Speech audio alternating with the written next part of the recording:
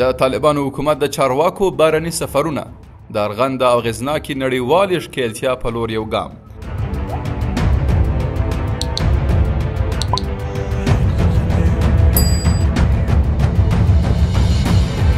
وقتی که امی سیاست به نفع همه هست ما میتونیم که امی سیاست هنوزم تقویه کنیم، ولی هغه د کرنیزو محصولاتو او صنعتي محصولاتو په باب باندې ډېرې ګټورې او خوندورې خبرې وشولې.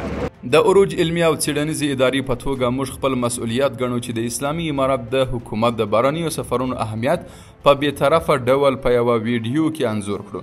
نو تر پایه له موږ سره اوسئ تر څو د سیاسي او اقتصادي حالاتو په اړه کافي معلومات ترلاسه کړئ. د نړیوال سیاست په اوسني فضا کې د یوه هیواد د چارواکو بهرني سفرونه یوازې تشریفاتي لیدنې نه بلکې د فعالو اړیکو د ټینګولو، د ګډو مسایلو د حل او په سیمه ایزه او نړیواله کچه د ارغنده رول لوبولو لپاره د هغه هیواد د عزم څرګندونه ده. ایران او روسیې ته د افغانستان د سرپرست حکومت د لوړ پوړو چارواکو وروستي سفرونه د دې فعالې ډیپلوماسۍ روښانه بیلګې دي چې په دې تحلیل کې به اهمیت او پایلو ته اشاره وشي.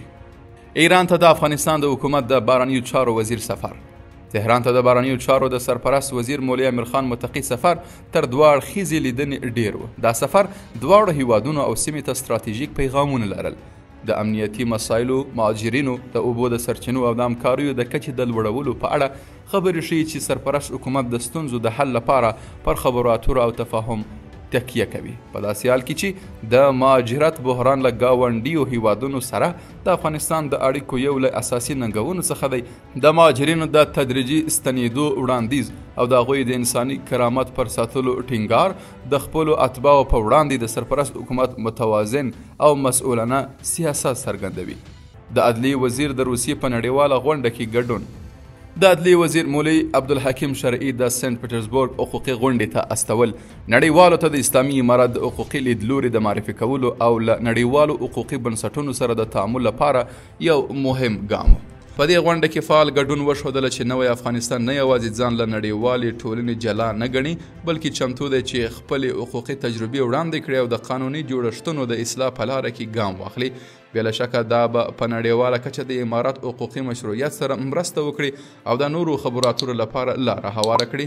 د مولا عبدالغني برادر د روسیې د لومړي وزیر له مرستیال سره لیدنه، مسکو ته د ریاست الوزرا د اقتصادي مرستیال سفر او د روسي چارواکو سره لیدنه له اقتصادي نظره خورا مهم و. دې لیدنې نه یوازې په مهمو برخو لکه انرژي، ترانسپورت او زیربناو کې د پانګونې د جذب لپاره هڅې څرګندې کړې بلکې نړۍ ته یو روښانه پیغام هم دی چې افغانستان چمتو دی چې د یو باثباته اقتصادي شریک په توګه په سیمه ایزو پروژو کې محوري رول ولوبوي.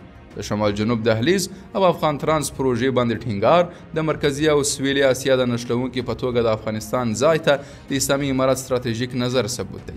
په پایله کې باید وویل سي چې د دې ټولو سفرونو مجموعه ښیي چې سرپرست حکومت په ښه توګه درک کړې ده چې رغنده تعامل، منطقي خبرې اترې او د سیمې او نړۍ له هیوادونو سره د ګډو ګټو تعریف د کورني ثبات او ملي پراختیا اصلي بنسټونه دي. دا غلاره ده که په تدبیر، سیاسي ثبات او باور جوړونې سره دوام ومومي کولی سي افغانستان له اشیانشینۍ څخه د سیمه ایزو بدلونونو په مرکز کې د رول لوبولو ځای ته ورسوي. مننه چې تر پایه مو ملتیا وکړه.